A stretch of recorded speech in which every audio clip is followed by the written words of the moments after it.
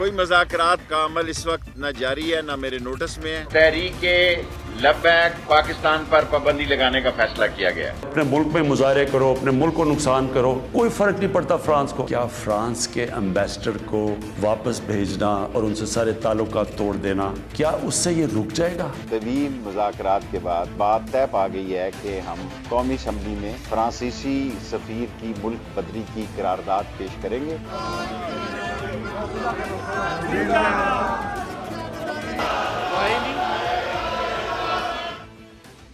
السلام علیکم، آپ دیکھیں بریکنگ پوائنٹ. میں ہوں محمد مالک. پچھلے کچھ دنوں سے تحفظ ناموس رسالت کے نام پر اس ملک میں کیا کیا نہیں ہوا.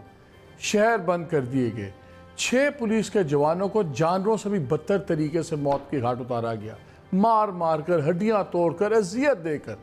اس کے بعد شہر بند ہوئے، آگ لگی، سڑکوں پہ ٹریفک ایمبولینسز کے اندر لوگوں کی جانیں گئیں، پھر عمارات جلائی گئیں، کار جلائی گئیں. پھر بات ہوئی، گورنمنٹ آئی کہ جی بڑی ٹارزن بنی، ہم نے یہ گروپ بین کر دیا، ہم نے ٹی ایل پی کو یہ کر دیا، حراستیں لے لی ہیں. پھر ہم نے دیکھا دوبارہ لمبے پڑ گئی گورنمنٹ. پھر یہ ہوا کہ جی ہم مذاکرات کر رہے ہیں. پھر پارلیمان کے اندر بھی ایک قرارداد لے آئے گی.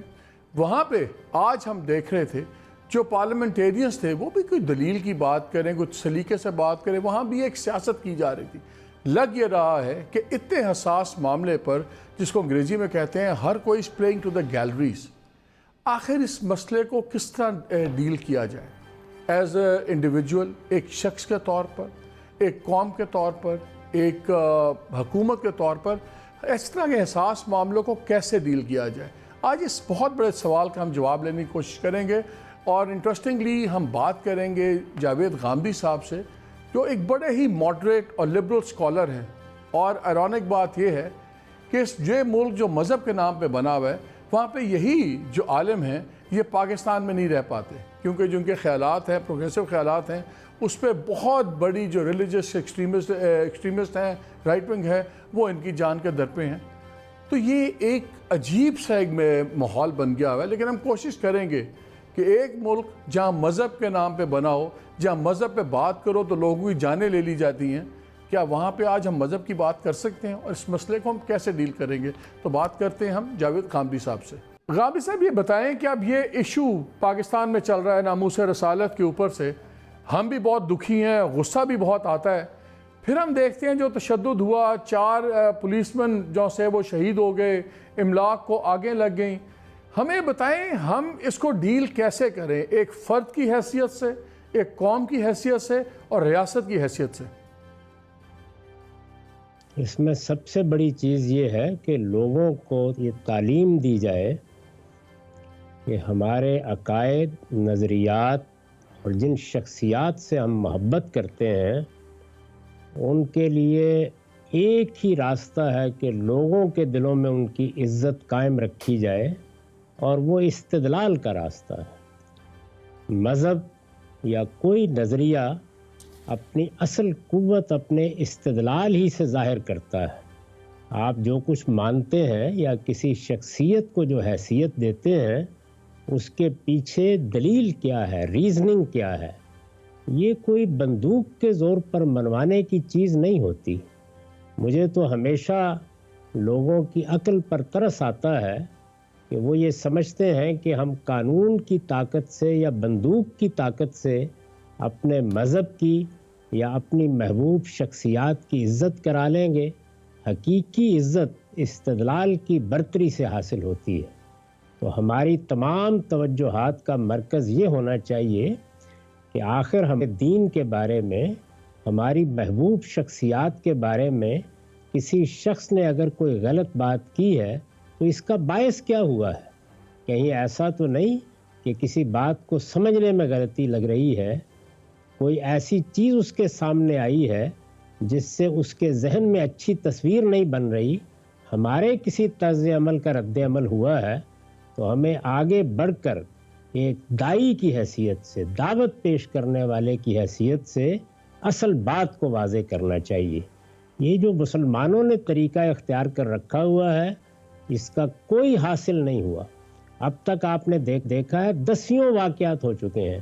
میری 50 سال کی پبلک زندگی میں کئی مرتبہ یہ مواقع آئے حاصل اس کے سوا کچھ نہیں ہوا کہ لوگ مرے، ہماری اپنی سڑکوں پر لوگوں کا خون بہا، لوگوں نے املاک کو نقصان پہنچایا اور اپنے ملک کی املاک کو نقصان پہنچایا، بحیثیت مجموعی دین کا تاثر پوری دنیا میں خراب ہوا، اس کے سوا کوئی چیز بھی کبھی حاصل نہیں کی جا سکی۔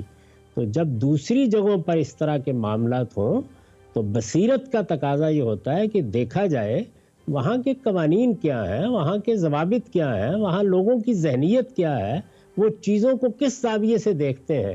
ہم اپنی زندگی، اپنے احوال پر دوسروں کو قیاس کرنے کے مرض میں مبتلا ہیں۔ تو میرے نزدیک تو کسی جگہ پر بھی اگر کوئی ایسی بات ہوتی ہے تو ہمیں بہت شائستگی کے ساتھ تہذیبی روایات کو پوری طرح قائم رکھتے ہوئے دلیل سے اپنا موقف واضح کرنا چاہیے۔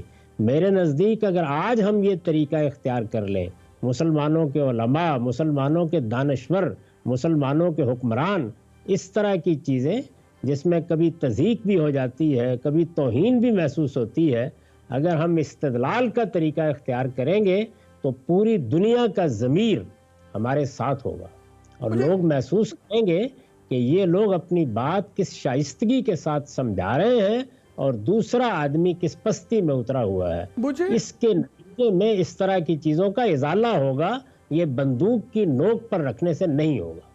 چلیں، تعلیم تو ایک لمبا راستہ ہے گاندھی صاحب۔ اب جس طرح انسیڈنٹ ہوا جہاں پاکستان میں اب یہ لیٹسٹ ٹی ایل پی کے اوپر سے سارا پورا ملک بند ہوا، جانیں گئیں، سب کچھ ہوا، اس کا شارٹ ٹرم کیا ہمارا رسپانس ہونا چاہیے؟ کیونکہ ہم دیکھتے ہی ہیں کہ جب ایسے لوگ سڑکوں پہ واقعات ہوتے ہیں اور جب ریاست روکتی ہے تو پھر غصہ ریاست کے خلاف آ جاتا ہے۔ جو ینگ بچے ہیں، ہمارے نوجوان ہیں، تھوڑے بہت تعلیم یافتہ ہیں، وہ دین سے متفرر ہونا شروع ہو جاتے ہیں، متنفر، وہ سمجھتے ہیں شاید یہ بڑا تشدد والا دین ہے۔ اور پوری دنیا میں یہ امپریشن کیوں پڑ گیا ہے کہ اسلام بڑا سخت اور جبر والا دین بنتا جا رہا ہے؟ یہ امپریشن ہم کیسے ٹھیک کریں؟ اس کی بنیاد ہمارے رویے ہے۔ دیکھیے، کوئی شارٹ ٹرم حل اگر آپ نکالنا چاہیں تو وہ تنہا یہ ہوتا ہے کہ کسی وقت کسی قوم کی سیاسی قیادت جرأت مند ہو، وہ لوگوں کے پیچھے دیکھنے کی بجائے ان کی رہنمائی کرنے کے قابل ہو۔ تو اگر کبھی ایسی سیاسی قیادت ہو تو وہ بعض اوقات وہ چیز جو کئی برسوں کی تعلیم سے حاصل ہوتی ہے، محض اپنی عزیمت سے، اپنی استقامت سے، صحیح بات پر کھڑے رہنے سے لوگوں تک پہنچا دیتی ہے۔ ہمارے ہاں مسئلہ یہ ہے کہ ہم خود اس رو میں بہہ جاتے ہیں اور یہ سمجھتے ہیں کہ یہی طریقہ ہے اپنے دین کی، اپنے مذہب کی عزت کرانے کا۔ میں بہت معذرت کے ساتھ عرض کروں گا کہ اس سے دین کی عزت نہیں بڑھی، اس سے ہماری محبوب شخصیات کے احترام میں اضافہ نہیں ہوا، اس سے صرف ایک ایسی فضا پیدا ہوئی ہے کہ جس میں لوگ یہ خیال کرتے ہیں کہ یہ بالکل جنونی قسم کے لوگ ہیں، ان کو کسی چیز کا کوئی خیال نہیں ہے، یہ نہ کسی کی آزادی رائے کا احترام کرتے ہیں، نہ کسی کی بات سننے کے لیے تیار ہیں۔ نتیجے کے طور پر آزادی رائے کے نام پر تضحیک کو بھی، تمسخر کو بھی، استہزاء کو بھی اپنی مدافعت کا موقع مل جاتا ہے۔ تو لوگوں کے ہاتھ سے یہ ہتھیار چھیننے کا ایک ہی طریقہ ہے، اور وہ یہ کہ اس موقع پر ہماری پوری سیاسی قیادت بالکل متفق اللفظ ہو کر لوگوں کو یہ پیغام دے کہ ہم اپنے دین کی حرمت کا پاس رکھتے ہیں، لیکن یہ استدلال سے ہوگا، یہ دلیل سے ہوگا۔ اہل علم آگے بڑھیں اور وہ اسلام کے موقف کو واضح کریں۔ یہ دعوت پیش کرنے کا بہترین طریقہ ہے۔ ناروے میں جب قرآن مجید کے بارے میں یہ ہوا تو میں نے اس میں لوگوں کو یہ کہا تھا کہ اے کاش آپ ناروے کی سڑکوں کے اوپر اس طریقے کا مظاہرہ کرنے کی بجائے جگہ جگہ اللہ کی کتاب قرآن مجید سناتے، اور آج کل یہ بالکل ممکن ہے تو لوگوں تک کتنے بڑے پیمانے پہ دعوت پہنچتی۔ اصل میں ہم اپنے دعوت کے اور پیغام کے کردار ہی کو بھول چکے ہیں۔ ہمارے نزدیک دین سے تعلق کے اظہار کا راستہ ہی یہ ہے کہ نہ دین پر عمل کریں گے، نہ خدا کے پیغمبر کی تعلیمات پر عمل کریں گے، اور نہ استدلال کے ساتھ دین کے علم کو لوگوں تک پہنچائیں گے۔ ہمارے نزدیک یہ بس توڑ پھوڑ اور احتجاج ہے جس سے کسی چیز کی حفاظت ہوتی ہے۔ میں بہت وضاحت سے یہ کہنا چاہتا ہوں اس طرح کا کوئی عمل حفاظت کا ذریعہ نہیں بنتا، یہ اور زیادہ نقصان پہنچانے کا ذریعہ بن جاتا ہے۔ لیکن مجھے بتائیں، جیسے آپ نے کہا کہ سیاسی بصیرت ہے، حکومت وقت کی عقل مندی کا تقاضا ہے اور بڑا فرق پڑ سکتا ہے۔ ہمارے یہاں کنفیوژن بڑا پڑتا ہے۔ مثلا ہم تحریک لبیک پاکستان کو دیکھ لیں، پہلے جب نیگوسیٹ کرنے کا وقت تھا تو پروسیکیوٹ کرنا شروع کر دیا، جب پروسیکیوٹ کرنے کا وقت آئے گا دوبارہ نیگوسیشن شروع ہو گئیں، پہلے ایک تحریک بین ہوتی ہے پھر اس سے مذاکرات شروع ہو جاتے ہیں۔ ہمیں سمجھ نہیں آتی کہ ایشو کیا، اور ایک ایسے ملک میں غامدی صاحب جہاں 40% کے قریب لوگ سطح غربت سے نیچے ہیں، جہاں جہالت عروج پہ ہے، ان امپلائمنٹ ہے، نوجوان طبقہ دنیا کی سب سے one of the biggest populations ہے نوجوان طبقے کی، جو جذباتی بھی ہوتا ہے، ایسے جہاں پہ فالٹ لائنز ہوں وہاں پہ کیسے ہم سمجھائیں؟ اور جو لوگ اب فساد اگر کرواتے ہیں تو وہ تو یہ باتیں سمجھتے ہیں جو آپ بات کر رہے ہیں، یہ کوئی سیکرٹ بات تو نہیں ہے، تو پھر کیسے ان سے ڈیل کیا جائے؟ میرے نزدیک کسی قوم کی قیادت ہی یہ سارے معاملات دیکھتی ہے، اور قیادت کن لوگوں کے پاس ہوتی ہے؟ قیادت دانشوروں کے پاس ہوتی ہے، اساتذہ کے پاس ہوتی ہے، آپ کے ملک میں وکلاء کے پاس ہے، اسی طرح سے آپ کے سیاستدان قیادت کرتے ہیں، آپ کے علماء قیادت کرتے ہیں۔ ان طبقات میں ایسے لوگ اٹھنے چاہیے جو صحیح بات لوگوں کو بتائیں، ان کو بتائیں کہ ان کے دین کی اصل تعلیمات کیا ہیں، یہ بتائیں کہ ان کے پیغمبر نے کیا اسوہ ان کے سامنے پیش کیا ہے، اور جو غلط سلط روایات بتا کر ان کے اندر یہ ہیجان پیدا کیا جاتا ہے ان کی غلطی واضح کریں، اور یہ بتائیں کہ موجودہ دنیا استدلال کی دنیا ہے، اس میں پیغام پہنچانا ہے۔ اللہ تعالیٰ نے ہزاروں مواقع فراہم کر دیے ہیں، یہ بات اگر لیڈر کہیں گے، دانشور کہیں گے، علماء کہیں گے تو لوگوں کی سمجھ میں آئے گی۔ لیکن اگر سب کے سب خوف کے مارے ایک ہی رو میں بہ جائیں تو اس کے بعد پھر لوگ سمجھتے ہیں کہ سب تو یہی کہہ رہے ہیں کہ ایسا ہی کرنا ہے، بس ذرا طریقہ کار کا اختلاف ہے، تو اگر ہم دوسرا طریقہ اختیار کر رہے ہیں تو اس میں قابل اعتراض کیا بات ہے؟ عزم کے ساتھ پہلے صحیح بات کہیے لوگوں کے سامنے، اور اس میں ایک کہے گا، دوسرا کہے گا، تیسرا کہے گا، تو آہستہ آہستہ لوگوں کو ہمت ہوگی کہ وہ اس ہجوم کے سامنے کھڑے ہو کر بھی ان کو بتا سکیں کہ تمہارا یہ رویہ صحیح نہیں ہے، اس سے تم اپنے دین کو نقصان پہنچا رہے ہو، رسالت مآب صلی اللہ علیہ وسلم کی شخصیت کو نقصان پہنچا رہے ہو، تمہارا یہ رویہ اور زیادہ استہزاء کا باعث بن رہا ہے، اور زیادہ تضحیک کا باعث بن رہا ہے، اس سے حرمت کی حفاظت نہیں ہو رہی۔ حرمت کی حفاظت تہذیب سے ہوگی، شائستگی سے ہوگی، استدلال سے ہوگی، علمی طریقے سے بات کرنے سے ہوگی، اور ان لوگوں کے ذریعے سے ہوگی جو پیغمبر کے اخلاق، کردار اور سیرت کا نمونہ ہوں گے، جو ان کی ہدایات کو اپنی زندگی میں جاری و ساری کریں گے۔ مجھے بات یہ بتائیں، کہا جا رہا تھا، ہمیشہ سے ہم بچپن سے سنتے آئے کہ جی پاکستان جو بنا مذہب کے نام پہ ملک بنا، لیکن انفارچونیٹلی بدقسمتی سے سب سے زیادہ سینسٹیو ایشو یا جس ایشو پہ بات کرتے ہوئے خوف آتا ہے وہ مذہب ہے۔ کسی کو گولی مار دی جاتی ہے، کسی کا گھر جلا دیا جاتا ہے، کسی کے باہر مجمع آ جاتا ہے۔ یہ تمام جو یہ سڑکوں پہ ہو رہا ہے اور جو سب کچھ ہے، کیا یہ فساد فی الارض میں آتا ہے؟ اور میرا سوال کی ایک ریزن ہے، میں آپ کی کتاب پڑھ رہا تھا برہان، اس کے اندر آپ نے لکھا ہے کہ یہ فساد فی الارض کو حدود آرڈیننس کے تحت حدود کے جرائم میں آنا چاہیے۔ تو پہلے تو یہ بتائیں کہ چاہے ہم فساد کریں یا سڑکوں پہ اس طرح کی چیزیں ہوں، چاہے وہ جہالت میں ہوں، چاہے جان بوجھ کے ہوں، کیونکہ یہ بھی ایک ویسٹڈ انٹرسٹ بھی ہوتے ہیں، کیا یہ فساد فی الارض میں آتا ہے اور کیا یہ حدود میں آتا ہے؟ اس کی سزا جب بھی کوئی ہجوم باہر کھڑا ہوگا، وہ راستے بند کرے گا، وہ لوگوں کی جان مال آبرو کے لیے خطرہ بنے گا، وہ املاک کو نقصان پہنچائے گا، تو اور فساد فی الارض کس کو کہتے ہیں؟ یعنی فساد فی الارض کی تعریف ہی یہ ہے کہ لوگ قانون شکنی پر اتر آئیں، قانون کو ہاتھ میں لے لیں اور دوسروں کی جان مال آبرو کے لیے خطرہ بنے۔ میں ابھی چند دن پہلے یہ دیکھ رہا تھا کہ ایک صاحب علم یہ فرما رہے تھے کہ یہ بالکل صحیح ہے کہ ہمارے پیغمبر نے یہ فرمایا ہے کہ کوئی راستے بند نہ کرے، لیکن پہلے سیاستدان راستے بند کرنا چھوڑیں۔ تو آدمی پوچھ سکتا ہے کہ سیاستدان تو اور بھی بہت سے معاملات میں اللہ کے پیغمبر کی ہدایات کی خلاف ورزی کرتے ہیں، تو کیا مذہبی لوگوں کو بھی یہ کرنا چاہیے؟ وہ لوگ جو پیغمبر کی حرمت کے لیے اٹھے ہیں، انہیں سب سے بڑھ کر پیغمبر کی تعلیمات کی حرمت کو قائم کرنا چاہیے، اور رسالت مآب صلی اللہ علیہ وسلم نے ہمیں پابند کیا ہے کہ ہم کسی کی جان، کسی کے مال، کسی کی آبرو کے لیے خطرہ نہیں بنیں گے. اور یہاں تو کسی نہیں، پوری قوم، پورے شہر ہمارے اس طرح کے مظاہروں کا ہدف بن جاتے ہیں.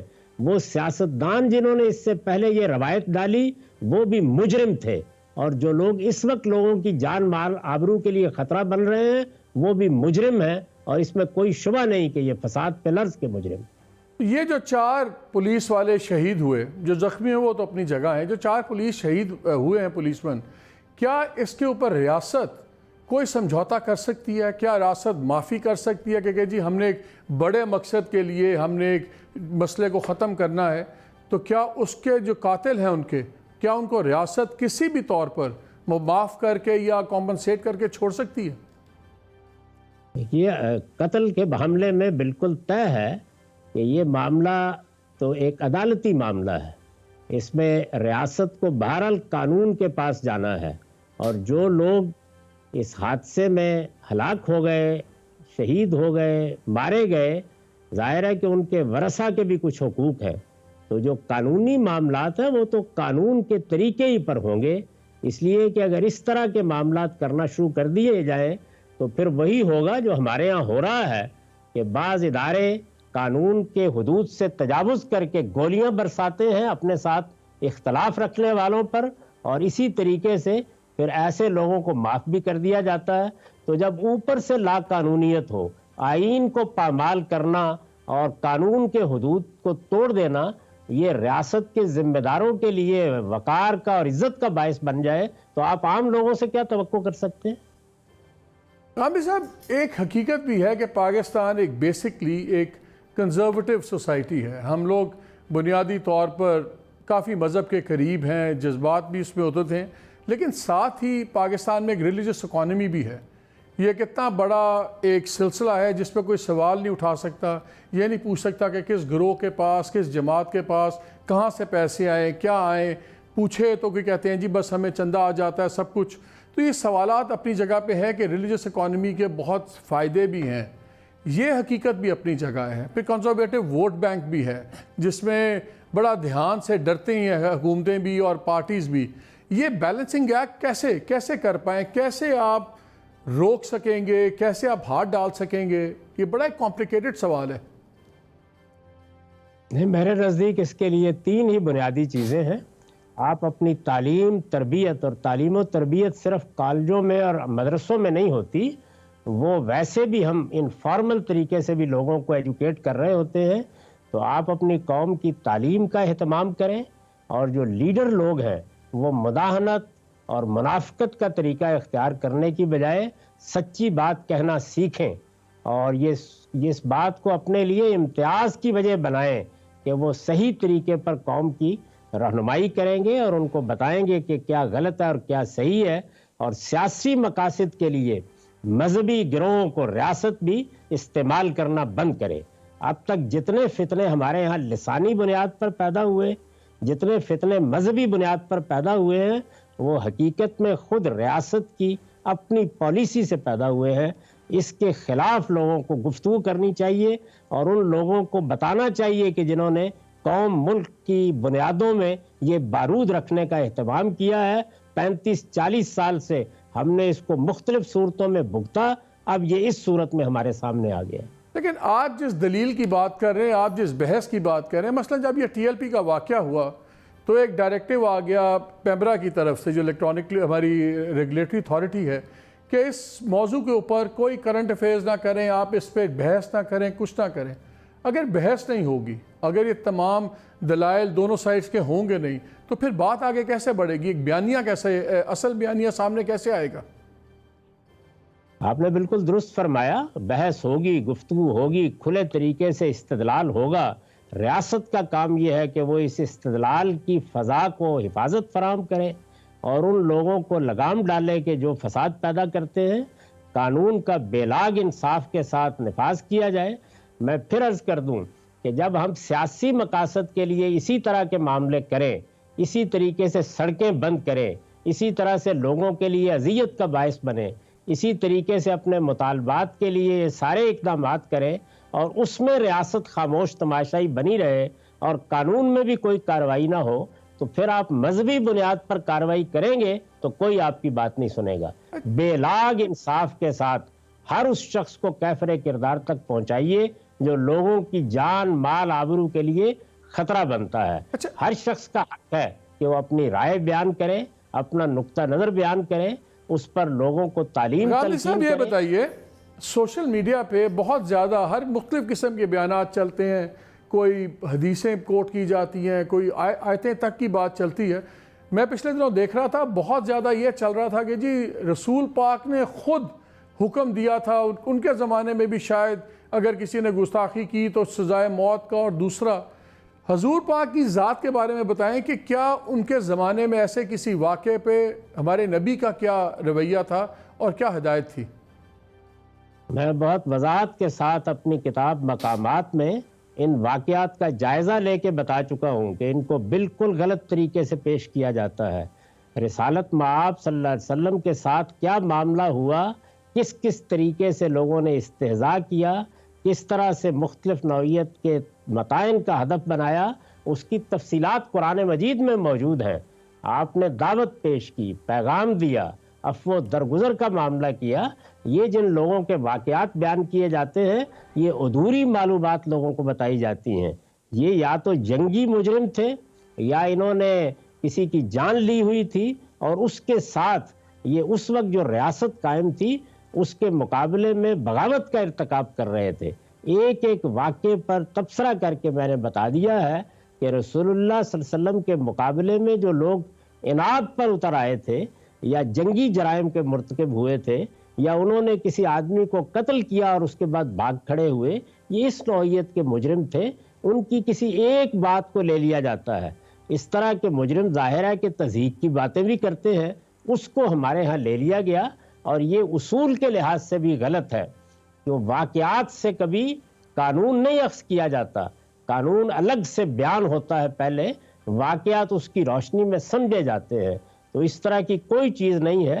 تاہم ایک مختصر گفتگو میں تمام چیزوں کا احاطہ ممکن نہیں ہوتا۔ میں آپ سے یہ عرض کروں گا کہ آپ میری کتاب مقامات میں توہین رسالت کے موضوع پر جو کچھ میں نے لکھا ہے اس کو پڑھ لیں۔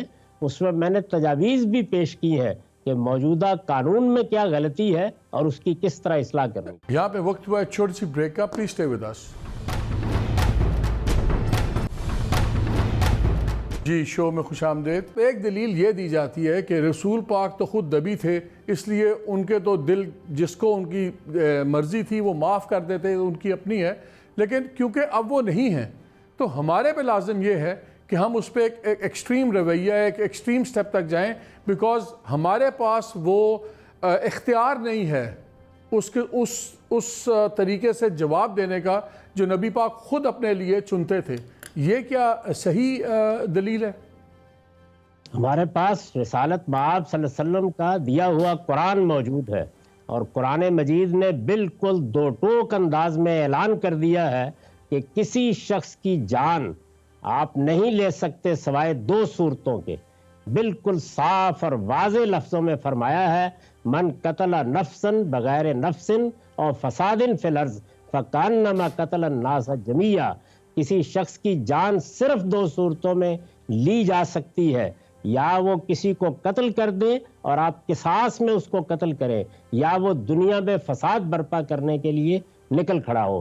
ان دو جرائم کے سوا کوئی حکومت، کوئی معاشرہ کسی شخص کی جان کے خلاف کوئی اقدام نہیں کر سکتا۔ تو قرآن مجید کی صریح واضح ہدایت کے بعد کوئی شخص کس طرح خدا کے پیغمبر کی ہدایات کی خلاف ورزی کر کے ایسی باتیں کہہ سکتے؟ جو غامدی صاحب جو انتہا پسند جماعتیں ہیں ان کا ایک اعتراض یہ ہے، وہ کہتے ہیں کہ جی اگر حکومت وقت اسلام یا شریعت کے اصولوں کے تحت نہیں کام کرتی، ان کو احساس نہیں ہے ان معاملات کا، تو پھر ہمارے پاس کوئی طریقہ نہیں ہے سوائے اس کے کہ ہم خود اس بات کو آگے بڑھائیں۔ تو اس پہ بھی کئی لوگوں کو وزن لگتا ہے کہ ٹھیک ہے گورنمنٹ کو اس پہ نہیں کر رہی، فرینچ گورنمنٹ میں یہ ہوا، فرینچ پریزیڈنٹ نے یہ کہا، وہاں پہ یہ ہوا، اب حکومت ہماری خاموش ہے، چاہے ٹریڈ کی وجہ سے، چاہے بین الاقوامی دوسری مجبوریوں کی یا کنسیڈریشنز کی وجہ سے، تو پھر کوئی تو بولے گا۔ وہ کہتے ہیں پھر اب ہمیں بھی منع کرتے ہیں کہ اب ہم بھی نہ بولیں۔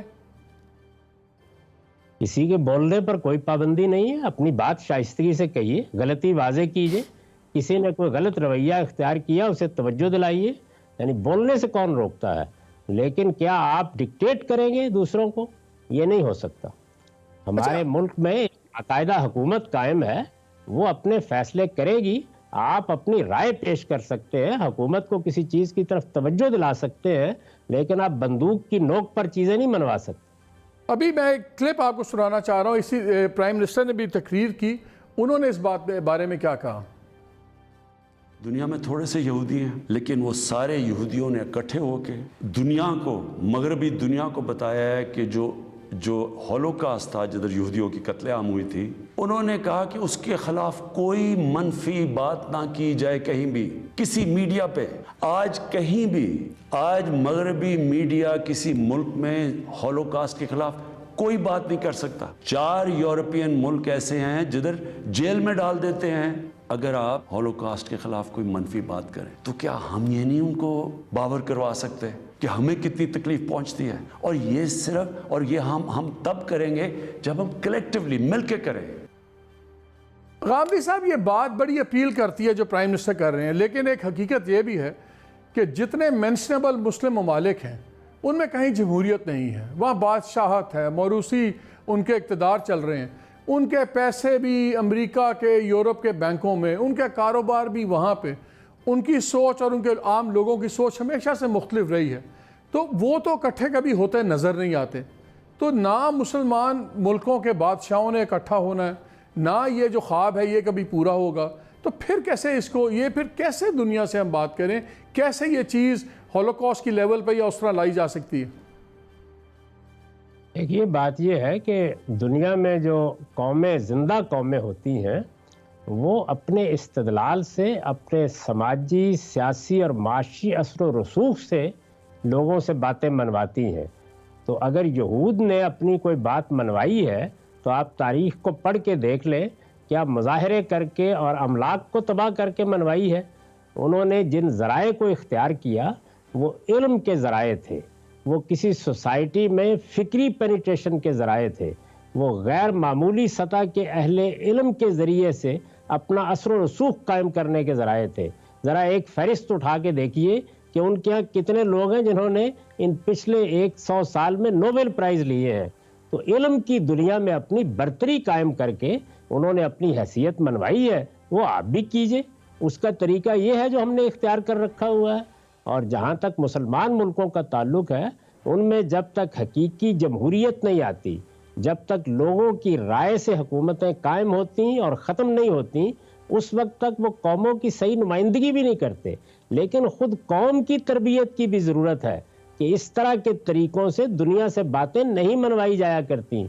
दुनिया से आप इल्म से, अखलाक से, अपनी इल्मी और अखलाकी बरतरी से अपना असर व रसूख कायम करके, आप लोगों को कायल करके अपनी तहजीबी शाइस्तगी की बुनियाद पर ये चीज़ें मनवाते हैं। इनके हवाले देने से ये चीज़ें नहीं मानी जाएंगी।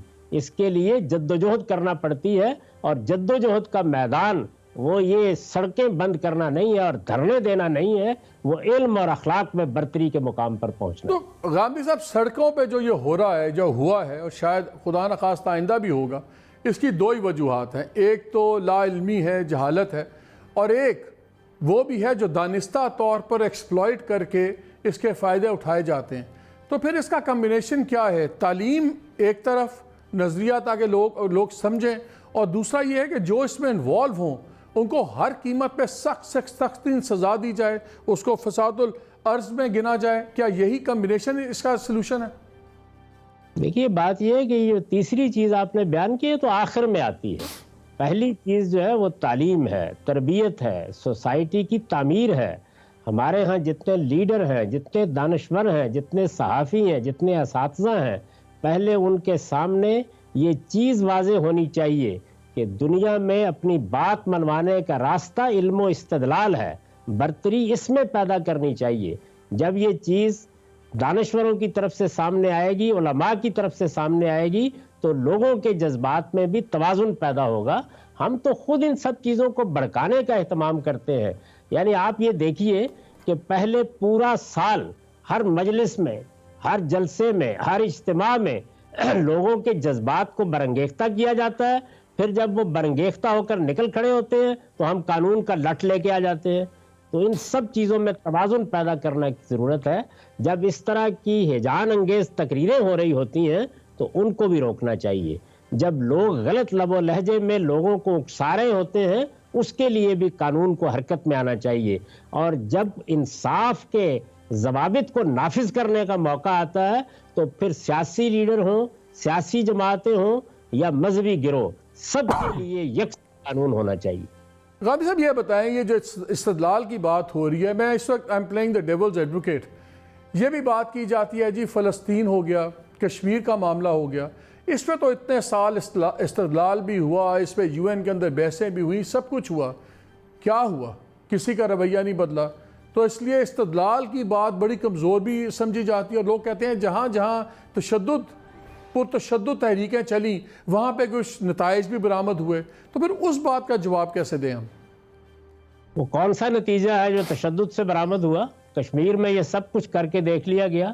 فلسطین میں تو اب کم و بیش 60-70 سال کی تاریخ رہی ہے، اس سے پہلے کیا کچھ نہیں ہوا. اس کا نتیجہ کیا نکلا ہے؟ نتیجہ یہ نکلا ہے کہ جو کچھ حاصل تھا وہ بھی کھو دیا گیا ہے. تو استدلال اور شائستگی اور سیاسی طریقے وہی دور حاضر کا اصل نسخہ ہے، اس سے ہٹ کے کچھ نہیں کیا جا سکتا. تو نتیجہ اگر نہیں نکلا تو آپ دیکھیے کہ آپ کے لشکر بنانے سے نتیجہ نکل آیا، آپ کے مختلف تنظیمیں بنا کے اس طرح کے اقدامات کرنے سے کوئی نتیجہ نکلا، اس سے آپ مزید دیوار سے لگے، مزید پیچھے ہٹے. اگر استدلال کی بنیاد پر کھڑے ہوتے تو دنیا آپ کی بات سنتی، اور اگر وقت پر صحیح فیصلے کرنے کا طریقہ اختیار کیا جاتا تو ہم جہاں اس وقت پہنچ گئے ہیں وہاں نہ پہنچتے. تو اس لیے جب آپ کے پاس قوت ہوتی ہے تو پھر ٹھیک ہے، آپ اس کا استعمال بھی کرتے ہیں حدود کے اندر، لیکن عام دنیا کی زندگی میں یہ علم اور استدلال ہے جس کی بنیاد پر لوگ باوقار طریقے سے جیتے ہیں. کاش ہم یہ بات سمجھ سکیں. اہل علم کی آپ نے بات کی، پاکستان میں 30,000 سے زیادہ مدارس ہیں، اتنی زیادہ انسٹیٹیوشنز ہیں جو دین کے اوپر بھی بات کر رہی ہیں، سب چیزوں پہ، عقائد پہ، سب کچھ. لیکن ہم نے دیکھا کیا؟ ہم نے دیکھا فرقہ واریت اور بڑھ گئی. ہم نے دیکھا کہ کوئی انٹرنیشنلی ریکگنائز جس کو کہتے ہیں، کوئی ہم 5-6 ہمارے علماء بھی ایسے نہیں ہیں جو پوری دنیا کی لیول کے اوپر ان کو عالم مانا جائے، کچھ کیا جائے. تو پھر کہاں سے لائیں ہم؟ ہماری اپنی جو تعلیم گاہیں ہیں، ہماری یونیورسٹیاں ہیں، ہمارے کالج ہیں، ہمارا جو عمومی تعلیم کا نظام ہے، کیا اس نے سنجیدگی سے کبھی کوشش کی ہے کہ دین کے جید علماء پیدا کیے جائیں؟ وہ ڈاکٹروں کو پیدا کرنے کے بارے میں سنجیدہ ہے، انجینئروں کو پیدا کرنے کے بارے میں سنجیدہ ہے. اس کے لیے انہوں نے کیا اقدامات کیے ہیں؟ یعنی اپنی ذاتی سطح پر علماء، اور ظاہر ہے کہ علماء کا تعلق مختلف فرقوں سے ہے، اگر وہ اپنے ادارے بنائیں گے تو اس کے یہی نتائج نکلیں گے جو نکل رہے ہیں. ان کے اندر سے بس اپنی ذاتی کاوش سے اعلیٰ درجے کے لوگ بھی پیدا ہوتے ہیں اور ہوئے ہیں، اور عالمی سطح پر مانے جانے والے لوگ بھی پیدا ہوئے ہیں.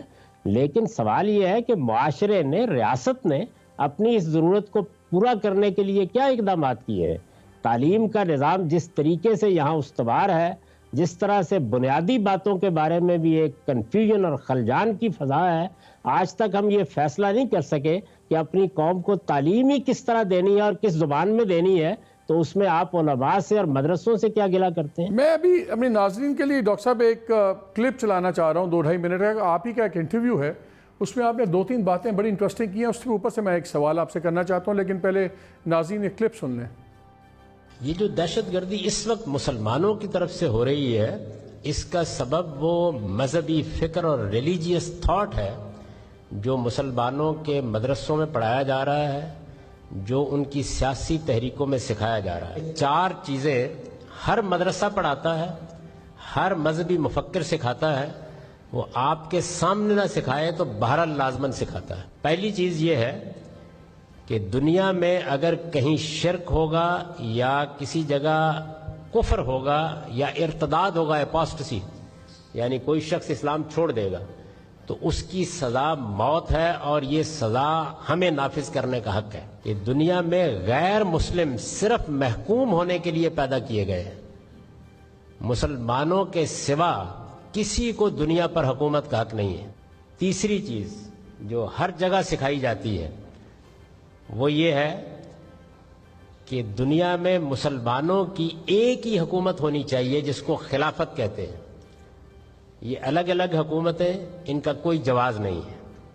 और चौथी बात ये कि जदीद नेशन स्टेट, ये जो कौमी रियासत है, ये एक कुफर है जिसकी इस्लाम में कोई गुंजाइश नहीं है। ये चार बातें हमारे मजहबी फिक्र की बुनियाद है। हुकूमत से भी और पाकिस्तान के लोगों से भी कह रहा हूं कि जब तक आप इस मजहबी फिक्र, ये एक नैरेटिव है, इसके मुकाबिल में इस्लाम का सही नैरेटिव नहीं पेश करेंगे, ये लोग पैदा होते रहेंगे, एक के बाद दूसरा, दूसरे के बाद तीसरा। तीन चीजों की जरूरत है, वरना ये जो इस वक्त सूरत हाल पैदा हो गई है, ये सूरत हाल मशरिक़ वुस्ता में जहन्नम बना देगी दुनिया। और ये मैं आपसे अर्ज कर रहा हूं कि एक जमाने में मैं यही बात अफगान जिहाद के बारे में कह रहा था, कोई नहीं मानता था। उसके बाद पूरी कौम ने माना। काउंटर नैरेटिव पर मुसलमान कौम की तरबियत जरूरी है। मैंने 10 निकात की सूरत में उसको बयान कर दिया। दूसरी चीज ये है कि दीनी मदारिस का निज़ाम बुनियादी इंसानी हुकूक के खिलाफ है। किसी इल्म की स्पेशलाइजेशन की तालीम बच्चे को नहीं दी जा सकती। हर बच्चे का हक है, बेसिक राइट है उसका, कि उसको पहले 12 साल तक ब्रॉड बेस्ड तालीम मिले। हमारे दीनी मदारिस इस उसूल पर काम करते हैं कि 5 साल के 7 साल के बच्चे को आलिम बनाना शुरू करें, सिविल सोसाइटी तैयार हो, लोग एजुकेट हो। मुस्लिम हुकूमतों पर दबाव डाला जाए कि वो 12 साल की तालीम ब्रॉड बेस्ड तालीम के बगैर किसी स्पेशलाइजेशन के इदारे को कायम नहीं होने देंगे। तीसरी चीज ये है कि जुमे का मिंबर उलमा के लिए नहीं है, ये रियासत के हुक्मरानों के लिए। इसमें बाकी बातें तो गांधी साहब सब ने छोड़ दी। मैं आपने जो हवाला दिया मैं नाज़रीन के लिए बता दूं। आपने एक इस्लाम और रियासत एक जवाबी बयानिया, ये आपका 22 जनवरी 2015 को रोज़नामा जंग में बड़ा एक एग्जॉस्टिव इन डेप्थ एक एनालिसिस छपा था। लेकिन लोगों ने 2 बातें पकड़ ली इसमें। एक तो उन्होंने कहा कि जी आपने शुरू में कह दिया ये जो दहशत गर्दी की जा रही है, तो आपने वो वेस्ट के बयानियों को तक़वियत दी कि मुसलमान दहशत गर्द हैं। आपने इसको रिएक्शन नहीं कहा, आपने इसको कोई गलत बात नहीं कहा, आपने कहा दहशत गर्दी का लफ्ज़ इस्तेमाल किया। और दूसरा, जब आप मंबर ले लेंगे मौलाना हजरात से जुमे का, तो फिर तो आपकी कोई बात सुनेगा ही नहीं। वो तो सोर्स ऑफ पावर है, वो सोर्स ऑफ इन्फ्लुएंस है। अगर वही चीज़ आप उनसे छीन लेंगे तो फिर तो आपकी बात कोई नहीं सुनेगा, वो तो आपके खिलाफ ही खड़ा हो जाएगा सारा जो एक पूरा एक है सेटअप। मुझे तो बहरहाल यही तालीम अल्लाह ताला की किताब से मिली है कि जो सही बात है वो हर हाल में कहनी है। मेरे ईमान का तकाजा ये है कि मैं हमेशा कायम बिलकिस्त रहूं। अल्लाह ताला ने कुरान मजीद में फरमाया है कि किसी कौम की दुश्मनी भी तुम्हें इस पर आमादा न करे कि तुम कोई खिलाफ हक बात कहो। वला यजरमन्नकुम शनान व कौमिन अला अल्लाह तादिलू एदिलू व हुवा अक़रबु लित्तक़वा। तो जो सच्ची बात है वो कहनी चाहिए। चुनांचे हमारे यहाँ जो मजहबी फ़िक्र का तज्ज़िया मैंने करके बताया है, या तो ये बताइए कि क्या वो सब चीज़ें मजहबी फ़िक्र में मौजूद नहीं हैं। अगर हैं तो फिर जाहिर है कि उसके मुकाबले में आपको सही बात तलाश करनी चाहिए। दानिश्वरों को भी और मुसलमानों की लीडरशिप को भी अपने आप को एजुकेट करना चाहिए। अगर वो चारों बातें जो मैंने बयान की हैं वो सही हैं तो फिर हम में से हर शख्स को उसका अलंबरदार बनना चाहिए। फिर उसमें माजरत की क्या ज़रूरत है। अगर वो दीन के तकाजे हैं तो मुझे भी इख्तियार करने चाहिए, आपको भी इख्तियार करने चाहिए। नहीं है तो फिर ज़रूरी है कि उसके मुकाबले में एक जवाबी बयानिया सामने आए, लोग उसका जायज़ा लें, अपने आप को एजुकेट करें और पूरी कोशिश करें कि अगर हमारी कोई गलती है तो उसकी इस्लाह की जाए। देखिए, किसी गलती की बुनियादें वाज़े करना अहम चीज़ होती है। बाकी रद्द-ए-अमल की नफ्सियात में ये हो गया वो हो गया, वो तो दुनिया में होता ही रहता है। और जब तक दुनिया कायम होता रहेगा, हमारा काम ये है कि जो असबाब खुद हमारे अंदर मौजूद हों उनको ठीक तरीके से बयान करें, ठीक तरीके से समझें और ठीक तरीके से उनका इजाला करने की सही करें। तो इसलिए जी इसरार से जी आप बात मुकम्मल कीजिए। جی وہ میں نے پہلے نقطے پر تو کہہ دیا. دوسری کیا بات آپ نے فرمائی تھی؟ میں نے کہا تھا جب اگر آپ منبر حکومت کے حوالے کر دیں گے تو پھر تو پورا نظام آپ کے خلاف کھڑا ہو جائے گا, پھر تو کیسے چلے گی بات؟ یہ اللہ کے رسول کا حکم ہے, اس کی قائم کردہ سنت ہے. آپ کے ہاں جتنی بڑی تعداد مسلمانوں کی ہے وہ سب حنفی ہیں. حنفی مذہب کی کوئی کتاب اٹھا کے دیکھ لیں, ہر ایک میں یہ لکھا ہوا ہے. خود مسلمانوں کے اس وقت جو علماء ہیں, میں آپ کو حال میں لکھے ہوئے ان کے مضامین دے دیتا ہوں جس میں وہ بالکل واضح طور پر یہی بات کہتے ہیں اور بتاتے ہیں کہ جب انگریزوں کی حکومت قائم ہوئی اور مسلمانوں کے حکمرانوں کے پاس سے یہ اختیار چلا گیا, اس کے بعد جمعے کو قائم رکھنے کے لیے ہم نے یہ عارضی اہتمام کیا, بالکل اسی طریقے سے کہ جیسے اگر کسی چیز کو اس کی اصل صورت پہ ادا کرنا ممکن نہ ہو تو آپ وضو کی جگہ تیمم کا طریقہ. یہ نظام کہاں پہ ہے غامدی صاحب, یہ کہ جو جمعے کا خطبہ ہے یا یہ منبر ہے یہ حکومت کی بات کرتا ہے, لائک سعودی عربیہ, ایران, انڈونیشیا, کیا وہاں پہ یہ نظام یہی ہے؟ ہر جگہ یہی ہے, کوئی تصور بھی نہیں کر سکتا. میں 10 سال ملیشیا میں رہا ہوں, وہاں کا جو حکومت کا محکمہ ہے وہی تمام مساجد کو کنٹرول کرتا ہے. آپ مسجد تک نہیں بنا سکتے اپنی ذاتی کسی خواہش کی بنیاد پر. اسی طرح کا معاملہ عرب ملکوں میں ہے. یہ ریاست کو خود خدا کے پیغمبر نے یہ ممبر دیا ہے, یہ انہی کا حق ہے. وہ اگر اس ممبر کو حاصل کریں گے تو اس کے نتیجے میں ان کا تعلق دین سے قائم ہوگا, ان کا تعلق مسجد سے قائم ہوگا, ان کے اندر احساس جوابدہی پیدا ہوگا. اور اگر یہ علماء کے حوالے کیا جائے گا تو مسجدیں فرقوں کے گڑھ بنیں گی اور اس کے نتیجے میں طاقت کے متوازی مراحل خود بخود سامنے آ جائیں گے. یہاں پہ وقت ہوا ہے چھوٹی سی بریک کا, پلیز اسٹے ود اس.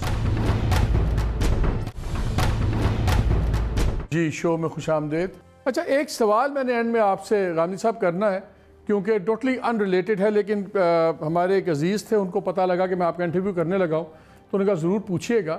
حلالہ کا جو کانسیپٹ ہے, ان کی اپنی بچی کی ڈیورس ہوئی تو بڑا ایشو بن گیا, دوبارہ سارا کچھ. حلالہ کا کانسیپٹ کیا ہے؟ یہ جو ہے کہ جی اگر ڈیورس ہو جائے اور دوبارہ شادی ہونی ہو تو پہلے لڑکی کا کسی سے بیاہ ہو کے کنزیومیٹ ہونا ریلیشن شپ ضروری ہے یا نہیں ہے؟ کیا کانسیپٹ ہے اسلامک؟ یہ بالکل حرام ہے. اس کے بارے میں رسول اللہ نے فرمایا ہے کہ حلالہ کرنے والا اور کرانے والا دونوں پر اللہ کی لعنت ہوتی ہے. کسی حال میں بھی اس کو نہ گوارا کرنا چاہیے نہ بیان کرنا چاہیے. ہمارے ہاں پہلے طلاق کے قانون کو غلط طریقے سے بیان کیا گیا, اس کے بعد یہ ہیلا بازی لوگوں کے اندر رائج کی گئی. میں تو گزشتہ 3 دہائیوں سے مسلسل یہ بتا رہا ہوں کہ طلاق دینے کا صحیح طریقہ لوگوں کو سکھانا چاہیے. حکومت کو جس طریقے سے اس نے ایک نکاح نامہ رکھا ہوا ہے ایسے ہی طلاق نامے بھی باقاعدہ ایک رجسٹر کے طور پر رکھنے چاہیے تاکہ غلط طریقے سے طلاق دینے کا خاتمہ ہو. اور لوگوں کو ایجوکیٹ کرنا چاہیے کہ اسلام کا بتایا ہوا طریقہ کیا ہے. یہ جو کچھ بیان کیا جاتا ہے یہ بالکل ناجائز ہے. اس طرح کے کرنے والوں کو رسول اللہ صلی اللہ علیہ وسلم نے وعید سنائی ہے, تو اس لیے یہ کوئی اسلام کا حصہ نہیں ہے.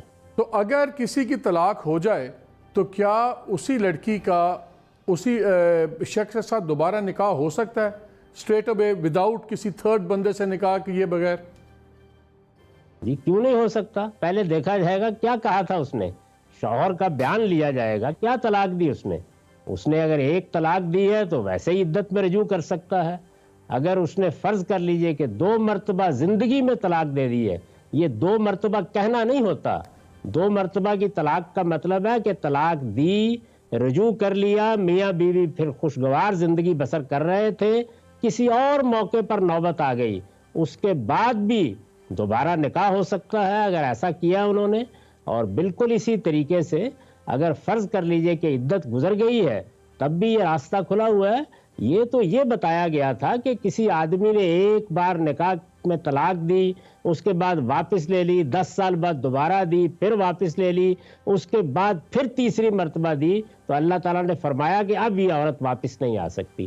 تو اس بات کو بالکل غلط طریقے سے ایک ہی وقت میں بیٹھے بیٹھے یہ طلاق وہ طلاق کہہ کے یہ حلالے کا طریقہ ایجاد کیا گیا ہے. میں نے تو اس کی حقیقت واضح کی ہے، اس پر تنقیدات کی ہیں، اور میری کتاب میزان میں آپ طلاق کے باب میں وہ ساری بحث دیکھ سکتے ہیں۔ اس کا جلد سے جلد خاتمہ ہونا چاہیے، اور لوگوں کا حال یہ ہے کہ وہ چونکہ بالکل تعلیم نہیں رکھتے، وہ عام طور پر غلط طریقے سے طلاق دیتے ہیں۔ ان کی اس حیثیت کو ایک پورے کے پورے مکالمے سے گزرنا چاہیے، اور ان سے سوالات پوچھنے چاہیے، اور اس کے بعد ان کو تلقین کرنی چاہیے کہ وہ اس کو ٹھیک طریقے سے ادا کریں۔ رسول اللہ صلی اللہ علیہ وسلم کے زمانے میں جب کسی نے غلط طریقے سے طلاق دی تو آپ نے فرمایا واپس کرو یہ سارا معاملہ اور دوبارہ ٹھیک طریقے سے یہ معاملہ کرو۔ تو یہی ہمیں بھی لوگوں کے بارے میں کرنا چاہیے، نہ کہ اس طرح کی طلاقیں نافذ کر کے لوگوں کے لیے حلالے کے راستے نکالنے چاہیے۔ اچھا ڈاکٹر صاحب، ایک آخری کامنٹ چاہیے آپ کو آن اے لائٹر نوٹ۔ ہم نے دیکھا یہاں پہ کوئی جس کو عربی آتی ہے وہ مولانا بن جاتا ہے، 2 ہفتے بعد پتہ لگتا ہے وہ علامہ بن جاتا ہے، پھر کوئی اس طرح کوئی شیخ الحدیث اپنے آپ کے نام کے ساتھ لکھنا شروع کر دیتا ہے۔ نہ آپ مولانا لکھتے ہیں، نہ آپ عالم لکھتے ہیں، تو ہم آپ کو سنجیدہ کیسے لیں؟ خالی آپ جاوید غامدی لکھتے ہیں، کوئی خاص وجہ ہے آپ کچھ نہیں لکھتے عالم یا کچھ بھی اپنے نام کے ساتھ؟ میں ایک طالب علم کی حیثیت سے پیدا ہوا، زندگی بھر طالب علم رہوں گا۔ میں اس طرح کے القاب اور اس طرح کی چیزوں کو بالکل موضوع نہیں سمجھتا اپنے لیے۔ میں طالب علمانہ طریقے سے اپنی بات کہتا ہوں، اور یہ چاہتا ہوں کہ آپ نام کے شروع میں القاب دیکھنے کی بجائے میری دلیل پر غور کریں، اور اس قوم کی تربیت ہو کہ وہ استدلال کی بنیاد پر رائے قائم کیا کریں۔ غامدی صاحب بہت شکریہ ہمارے سے بات کرنے کا، تھینک یو سو مچ۔ آپ نے غامدی صاحب کی باتیں سنی، وہ کہتے ہیں شارٹ ٹرم سولوشن نہیں ہے، لانگ ٹرم بالکل تعلیم میں ہے سب کچھ۔ میرے خیال میں ہے، اور شارٹ ٹرم سولوشن یہ ہے کہ کم از کم ان اداروں کے خلاف، ان جتھوں کے خلاف، ان گروہوں کے خلاف اسٹرکٹ کارروائی ہونی چاہیے جو مذہب کو کاروبار کے طور پر استعمال کرتے ہیں۔ ہمیں پتہ ہونا چاہیے کس کی فنڈنگ ہو رہی ہے، کہاں سے ہو رہی ہے، خرچے کیسے چل رہے ہیں۔ جو یہ V8s ہیں اور پورے کروڑوں روپے خرچے جاتے ہیں، مدرسے بنائے جاتے ہیں، یہ سب کچھ صرف یہ کہہ دینا کہ چندہ آ رہا ہے اور اس پہ کام چل رہا ہے از ناٹ انف۔ جب تک یہ والی اکانومی نہیں روکی جائے گی تو پھر شاید لانگ ٹرم میں دلیل بھی نہیں چل پائے گی۔ اجازت دیجیے، اللہ حافظ۔